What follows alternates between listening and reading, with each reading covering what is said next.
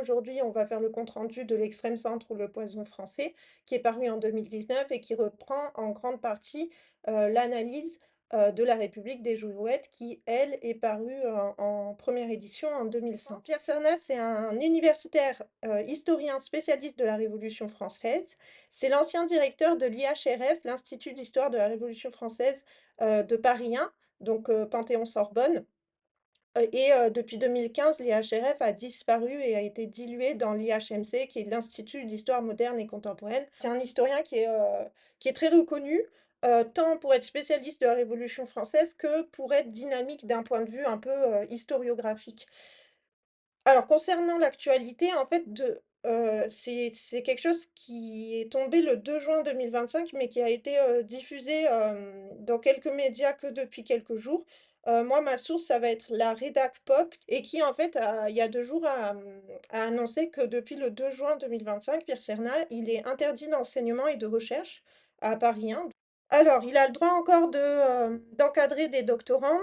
Cette punition, c'est une mesure disciplinaire qui, dure 1 an, donc c'est jusqu'en juin 2026. En termes de niveau disciplinaire, c'est le niveau 5 sur 7, en plus, son salaire, est diminué de moitié. Donc c'est quelque chose de très, grave. Il est accusé de harcèlement moral envers 3 collègues de l'IHMC. Le journaliste explique qu'il n'a pas eu de réponse de la part de Paris 1, mais qu'il a eu une réponse de la part de Pierre Cernat et il retranscrit, l'intégralité du mail. Il dénonce plusieurs choses. Il explique que, il y a un contexte qui est pas du tout mis en avant par, la faculté quand elle, publie cette décision-là, que le contexte, c'est justement celui, qui dure depuis 10 ans, qui est en fait une guerre un peu intestine, parce que, l'IHRF, étant, dilué dans l'IHMC, en fait, il y a eu, d'énormes conflits. En tant qu'ancien directeur de l'IHRF, il lutte, et il critique cette décision. Et en gros, il considère que, dans cette lutte-là, il a été amené à faire ce qu'on lui reproche, c'est-à-dire, les cas de harcèlement et qu'en gros, il y a pas de contextualisation à sa mesure disciplinaire. Donc à aucun moment il dit qu'il est innocent, il dit pas non plus qu'il est coupable, mais en gros, il dit que, cette décision, elle est réelle, lui, du coup, en fait, il peut plus intervenir en tant que, personne appartenant à Paris 1, mais il est quand même, pas mal invité dans les médias et donc il y va en tant que lui et pas en tant que représentant d'une, faculté. On va se concentrer du coup sur l'œuvre et je vais justement faire un petit point, historiographique. La Révolution française, c'est un objet historique qui est assez particulier parce que, il a été défini, dès le 19e siècle comme, une borne chronologique entre l'histoire moderne et l'histoire contemporaine et en même temps, c'est une période à elle-même, c'est-à-dire que la Révolution française, elle dure 10 ans, de 1789 à 1799. C'est une période politiquement extrêmement dense parce qu'il y a un foisonnement d'idées, de tentatives, de mise en place de systèmes politiques, de débats, de sources, parce que les sources explosent pendant la Révolution française avec la création de nombreux journaux et cetera et donc c'est vraiment, une spécialité à part, que de faire l'histoire de la Révolution française. Une spécialité qui est souvent un peu soumise aux clichés médiatiques qu'on a avec, l'image de la terreur et cetera.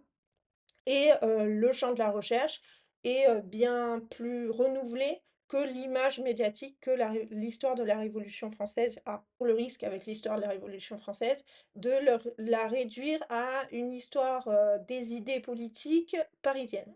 C'est un essai d'histoire politique où l'auteur confronte une notion historique qu'il a lui-même forgée, la notion d'extrême centre, à, son actualité politique qui était 2019 en France. Ça fait un peu penser à, la posture de Joan Chapoutot dans Les Irresponsables, c'est-à-dire à un moment donné, en tant que citoyen et que spécialiste, historien, on se doit de rappeler certains savoirs historiques, à l'opinion publique Et donc, on sort un peu de la prétendue objectivité de l'historien. Pierre Cernat, dans ce livre, il va parler d'anachronisme citoyen. C'est la mise de son savoir au service du public pour que le passé ne soit pas un argument politicien.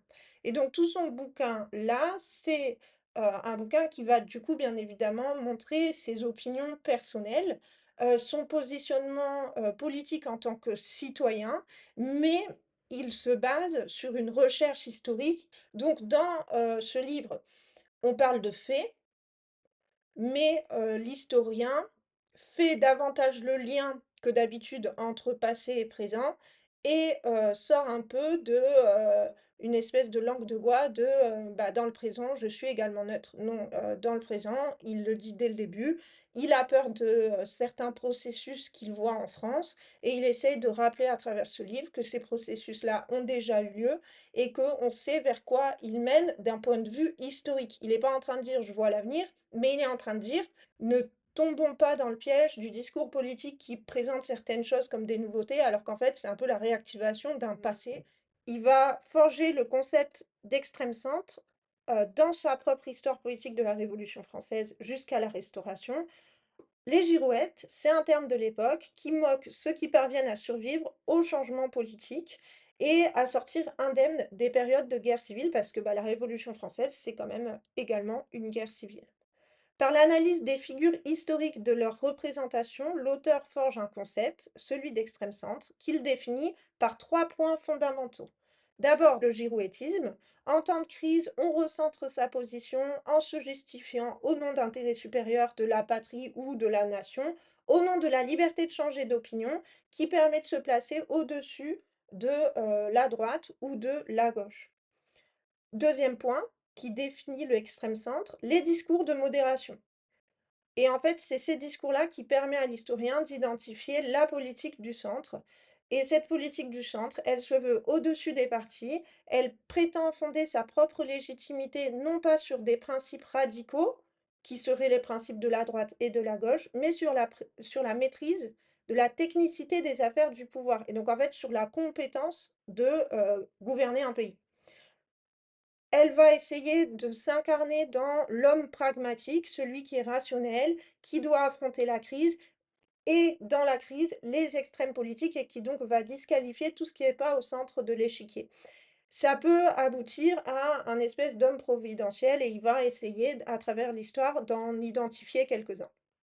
Enfin, troisième et dernier point de définition de l'extrême centre, c'est le renforcement de l'exécutif et pour Pierre Cernat, c'est l'objectif même du centre. Et donc, à terme, et c'est là où il sort de son rôle traditionnel d'historien, à terme, d'avoir un régime républicain qui n'est pas démocratique, qui est un régime sécuritaire qui décrédibilise toute forme de pluralisme dans les débats, alors que ce pluralisme, c'est la base de la démocratie. Cette définition-là, elle vient de l'analyse historique de la Révolution française. Les trois quarts des fondements idéologiques de notre régime sont pensés à l'époque. L'exception française qui fait que on a deux camps extrêmes, irréconciliables, hyper dogmatiques, la droite, la gauche, qu'on n'arrivera jamais à s'entendre, contrairement à ces personnes très intelligentes que sont les anglo-saxons. Nous, on n'est pas capable de trouver un consensus, on est dans le dissensus permanent. En fait, c'est un discours qui, selon Pierre Cernat, a été provoqué par le centre pour, en fait, se cacher.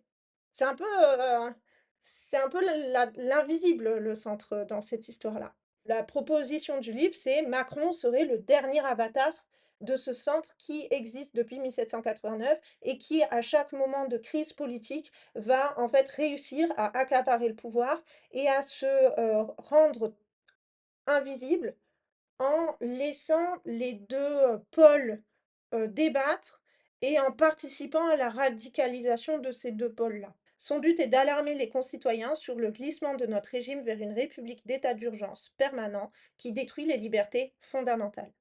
Du coup, le fil conducteur de l'ouvrage, c'est, de l'histoire politique sur les abus du pouvoir exécutif sur le pouvoir législatif. Parce que pour Pierre Cernat, l'extrême centre, on le voit à ce moment-là. On voit quand le pouvoir exécutif essaye de se substituer au législatif alors que c'est le législatif qui légalise l'exécutif. La ligne historique des abus du pouvoir exécutif sur le pouvoir législatif, elle serait tenue par l'existence d'un extrême centre qui est très peu visible et qui est très peu pensé en France, alors qu'il accapare régulièrement le pouvoir, non pas par le parlementarisme, mais par l'administration des affaires d'État, donc par un esprit très technocratique.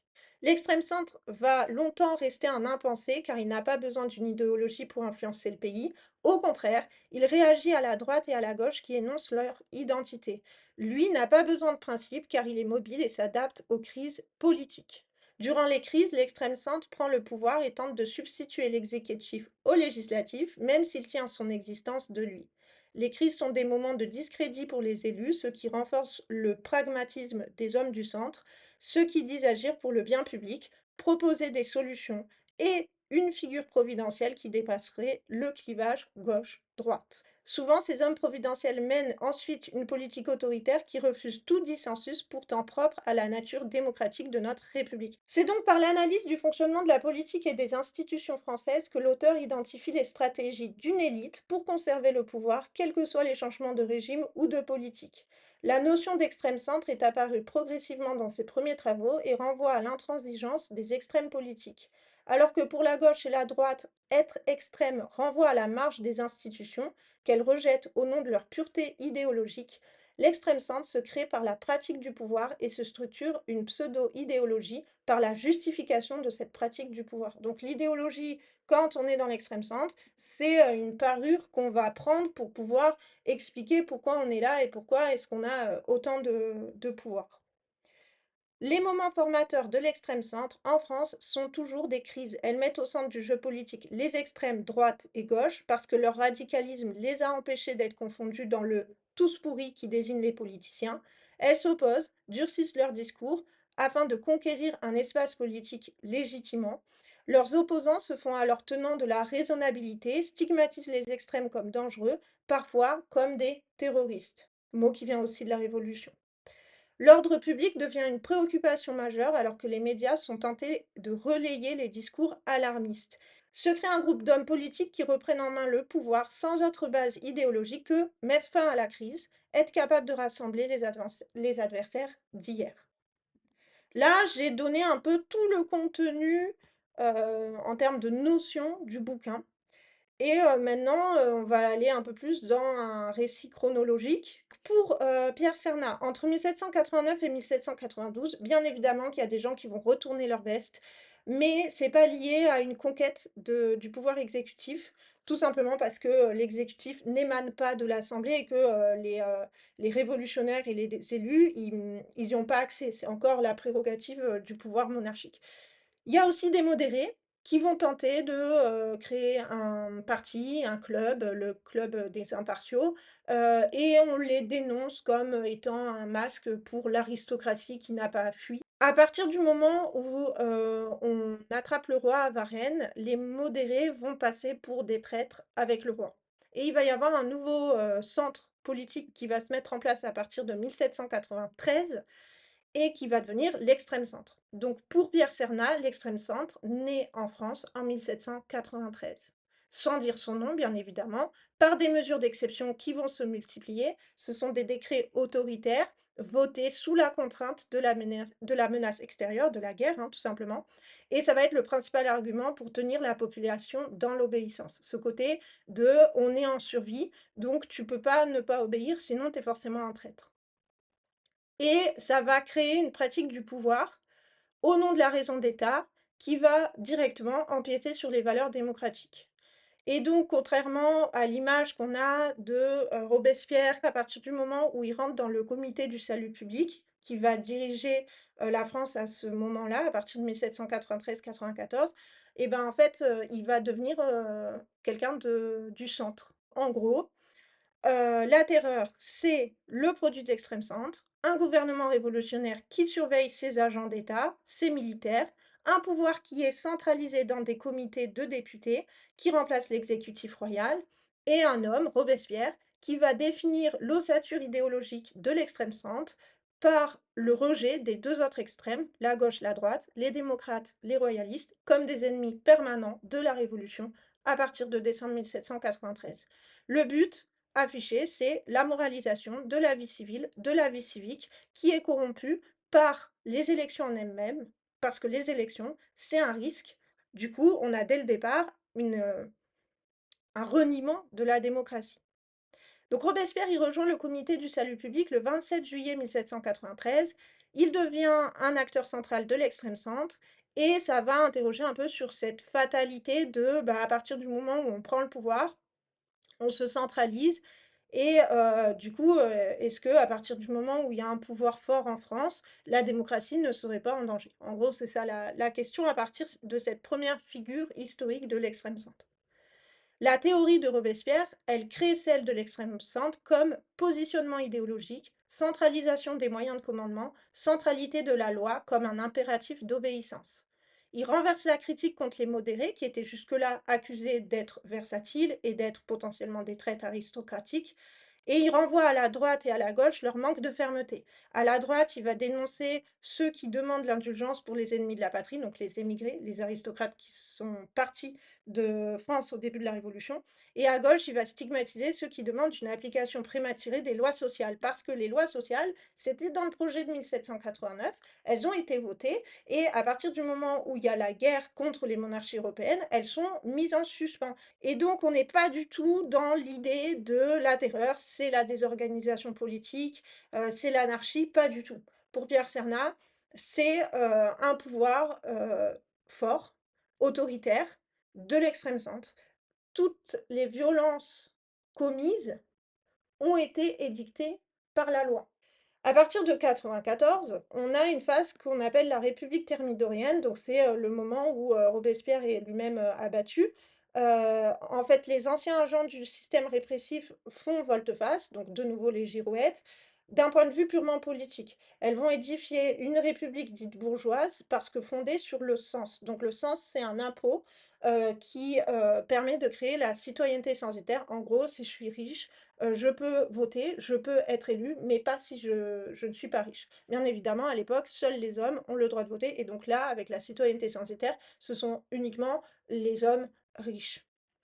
Du coup, avec la République thermidorienne, la propriété s'impose comme le nouveau signe de distinction des élites. L'héritage fonde le classement social et fait coïncider la réussite sociale de l'agent d'État. À ce moment-là, il n'y a plus de guerre, donc il faut un nouvel argument pour que le centre soit accepté par tous, alors que les acquis sociaux sont consolidés uniquement pour les dominants.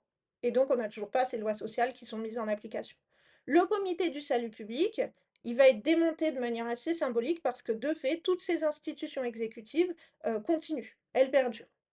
Désormais, les cibles, ça va être les partisans de la gauche, donc les démocrates. Le centre se repositionne à l'image d'une France moyenne, modérée, qui souhaite mettre fin à la révolution. C'est ce qu'on appelle la République des honnêtes gens dans les sources. Le peuple, il va être relégué au nom d'impératifs, cette fois, qui sont économiques et plus de la guerre. Donc, il faut de l'ordre grâce à la propriété et la libre initiative économique. C'est le fondement du libéralisme moderne. Les critiques contre les nouvelles règles politiques et la remise en cause de l'appareil d'État en tant qu'incarnation de l'intérêt général effacent les valeurs collectives, sont une porte ouverte au populisme, alors que la terreur est réécrite pour disqualifier la République sociale et pousser l'opinion publique à se détourner de la politique pour se concentrer sur ses affaires privées. Les jacobins, ça va être une catégorie de plus en plus large hein, d'être jacobins, bah, ça va être les nouveaux ennemis. Eux, ils vont pas, attendre que ça leur tombe sur la tête, ils vont s'organiser, ils vont essayer de faire des manifestations et cetera. Du coup, réaction du pouvoir, les manifestations sont définies comme des actes de délinquance, servent de prétexte pour ne pas appliquer la Constitution, qui est toujours la même et qui a donc des mesures sociales, et les démocrates vont progressivement être privés de leur relais, notamment dans la presse. Et en gros, c'est un moment où ils vont partir en exil. L'abbé Sieyès, il va aller jusqu'à demander à ce que l'expression d'une opposition soit inscrite dans la catégorie des délits de droit pénal. Donc il va participer à la criminalisation des libertés fondamentales de la vie politique dans une démocratie. l'extrême centre, c'est la matrice de la noblesse d'État qui, encore aujourd'hui, accapare le pouvoir grâce à cette capacité d'être une girouette et de se présenter de manière toujours noble, dans le sens de neutre, pragmatique, rationnel, compétent. Le Directoire, c'est la dernière période de la Révolution entre 1795 et 1799 et pour, la France, c'est la première expérience de république libérale. C'est une tentative de système parlementaire avec 2 chambres qui ne parvient pas à assumer l'alternance des différentes majorités. Elle se veut méritocratique, capacitaire, donc toujours avec cette idée de sens, de citoyenneté liée à la richesse, alors que parallèlement, elle va prendre pas mal de mesures qui empêchent en fait cette méritocratie. Par exemple, les écoles gratuites et obligatoires vont être supprimées, les démocrates vont être réduits au silence, et cetera. C'est pendant le Directoire que beaucoup de penseurs vont créer l'économie politique du libéralisme français, le socle de la pensée bourgeoise durant l'industrialisation du XIXe siècle.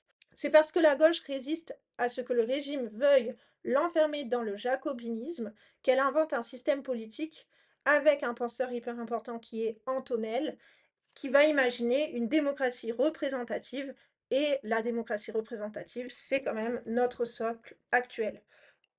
Pour l'auteur, c'est ce socle-là qui actuellement est, en danger. Du coup, sous le Directoire, on a, pas mal de transformations, tant dans la pensée politique que dans la pratique politique, alors que c'est une période qui est très délaissée, tant dans la recherche historique que, dans la vulgarisation. Parce que en gros, le Directoire, il se situe entre Robespierre et Bonaparte et donc on a l'impression que c'est un peu une période de mou et très souvent, on considère que c'est aussi une période entre un espèce de radical de gauche et un espèce de radical de droite, alors qu'en fait, pour l'auteur, tout ça, c'est la même chose. Le Directoire invente une république du centre, celle à laquelle tous nos chefs d'État se réfèrent actuellement sans pouvoir le revendiquer. Pour Pierre Cernat, du coup, la vraie anomalie française, c'est, de ne pas avoir de républicains ou de démocrates qui plient bagage quand ils perdent une élection, pour laisser place nette à un nouveau personnel, mais une continuité dans ce personnel-là, quels que soient les résultats législatifs. Je rappelle que Pierre Cernat a écrit ça en 2019. En 2025, je trouve que ça a un impact encore plus fort. Bonaparte, il va, se lier au directeur dès, 98 et ça passe notamment dans un changement de la part de ces 5 directeurs qui vont, figurez-vous, et ça je l'ai vraiment écrit parce que j'ai fiché ça en 2025, ils vont annuler des élections.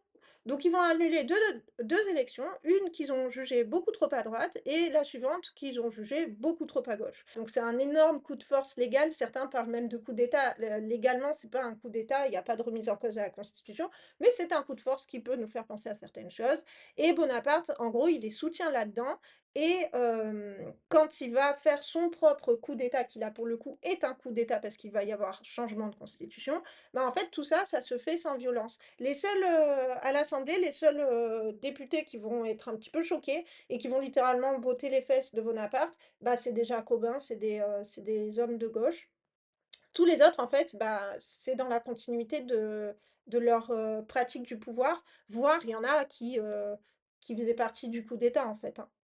Et à partir de là, Bonaparte va dérouler le narratif selon lequel il retrouve la France en 1799 en proie à un déficit structurel, un désordre administratif, un brigandage intérieur qui est un terrorisme, mot utilisé dans les sources, une guerre extérieure qui n'arrive pas à se terminer, une crise sociale sans précédent, la baisse du prestige du pouvoir avec des scandales de mœurs, un blocage des institutions par la contestation politique d'une partie de l'opinion. Et du coup, la nouvelle constitution, c'est de nouveau une république du centre. Le centre doit être solide pour établir la confiance dans les institutions. Le législatif doit voter sans discuter ou préparer la loi sans la voter. Mais c'est une même génération de politiciens hein, depuis le début de la Révolution, donc on les voit quand même changer régulièrement de position. Désormais, on va les appeler les ralliés, on va les légitimer. On les accueille à condition qu'elles mettent, leur talent au service de Bonaparte et ça va aboutir à de grandes réformes. La création du corps préfectoral, par exemple, et du coup, la création, bah, d'une caste politique qui fait fonctionner la République centralisée qui va mener à l'avènement de l'empire. À partir de 1812, les défaites militaires, empêchent le maintien d'un pouvoir fort qui fait taire toutes les oppositions, qui vont réapparaître, et on va être de nouveau dans la crise politique, la peur, d'un retour de la révolution et bah, les girouettes vont être de retour, c'est-à-dire qu'elles vont, de nouveau tourner leur veste et cette fois, au profit du retour d'une monarchie. Elles vont se justifier comme obéissant à Napoléon par sens du service et pas par conviction politique et donc elles vont, participer à tout le narratif de Napoléon, c'était un imposteur, c'était même pas vraiment un Français parce que c'était un Corse et cetera. Elles se sont sacrifiées, elles ont du coup un honneur dans le fait même, de, tourner leur veste d'un point de vue, idéologique. Et du coup, bah, c'est assez étrange parce que la Restauration, c'est le retour à un régime politique qui est rejeté par les Français depuis 1792, la monarchie. Avec, à la tête de ce régime politique-là, des hommes qui, en fait, ont quitté le pays et n'ont absolument aucune idée de l'état, de l'opinion publique à ce moment-là. Il n'est plus question de la politique que des salaires et des places. Donc on fait plus de la politique, on n'est plus dans la position idéologique, on est dans la recherche de places et on va cumuler. Et pour Pierre Cernat, le cumulard, c'est l'ultime avatar de la girouette. Le personnage est de nouveau décrédibilisé, non pas parce qu'il a peur et qu'il va changer du coup ses opinions affichées pour continuer d'exister politiquement, mais pour carrément son propre mépris envers le monde politique, alors que c'est ce monde-là qui le nourrit. Et donc, le cumulard, c'est, la caricature du haut fonctionnaire. À ce moment-là, l'extrême droite va construire une idéologie un peu plus radicale, en parallèle à cette extrême centre qui continue de, dominer, en fait et en gros, elle va fonder une de ses, justifications, dans la dénonciation des girouettes, des cumulards, des pourris. Elle dénonce les liens entre politiciens et argent, elle remet en cause la légitimité de l'exercice parlementaire au nom des intérêts bafoués du pays. Dans les faits, les modérés qui soutiennent le régime laissent la terreur blanche sévir et la paupérisation de la France s'aggraver par l'industrialisation. Donc je rappelle que l'ouvrage est paru en 2019, 2 ans après la première élection présidentielle de Macron. En fait, en 2019, lui, bah, il est dans les gilets jaunes, il est dans le grand débat national, il est dans les, discours, que Macron fait quand il convoque les 2 chambres à Versailles. Exactement comme, le roi le faisait. La question est de savoir si le macronisme est le dernier avatar de l'extrême centre. C'est l'hypothèse de l'auteur. Malgré la prétention à réconcilier la société, le pouvoir se durcit et construit la soumission du plus grand nombre sous un contrôle policier plus strict. Cela pousse à la radicalisation des opposants qui sont dès lors délégitimés.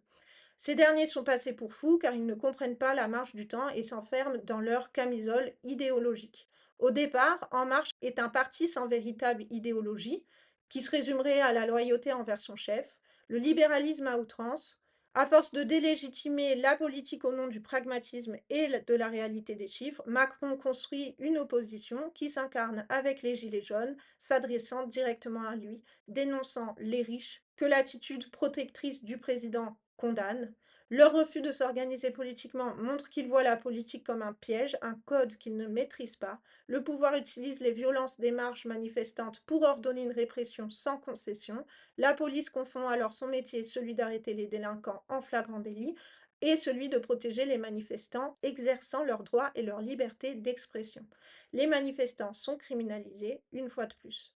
La double face entre le discours bienveillant et les mesures antisociales baisse le masque de l'extrême centre pour tous les travailleurs en contact avec la misère, ce qui nourrit colère et honte. Donc il conclut sur oui, en 2019, on est dans une période de crise, en 2025, je crois qu'on peut encore le dire, et du coup, on est dans une période où l'extrême centre retrouve une incarnation individuelle, retrouve un renforcement de l'exécutif et reprend en main la République